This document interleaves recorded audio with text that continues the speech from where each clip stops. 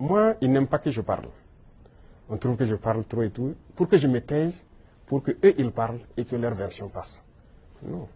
Moi, mon plus grand regret, c'est d'avoir passé une bonne partie de ma jeunesse à écouter des radios comme RFI, France 24. J'ai été dans des pays où ces radios étaient fermées. Mais on prenait des applications, on enregistre leur journal pour écouter. Mais à partir d'un moment, il y a un déclic. Je commence à comprendre qu'ils conditionnent nos cerveaux pour accepter ce qu'eux ils veulent. C'est leur narratif qu'ils veulent qu'on apprenne. Et depuis ce temps, moi je commence à faire la part des choses et j'ai compris que c'est très dangereux ce qu'ils font.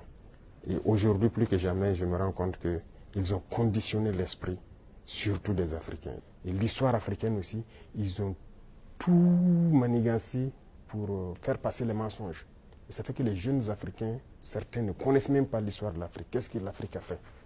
Certains ne savent même pas que nos grands-parents ont combattu, ont été mis à l'avant comme chair à canon. Et au retour, ils les ont tués comme des animaux.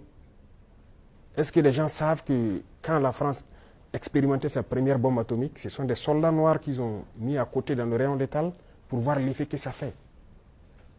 Sortons les archives. Tout ce qu'ils ont utilisé contre l'Afrique, c'est terrible. Et chaque fois, ils cherchent à envoyer des informations pour diviser, pour manipuler la jeunesse. Mais ça ne passe plus. Et tant qu'ils vont continuer de voir l'Africain comme ça, comme un sous-homme qui n'est pas capable de réfléchir, qui n'est pas capable d'innover, capable d'inventer, on ne pourra jamais être amis.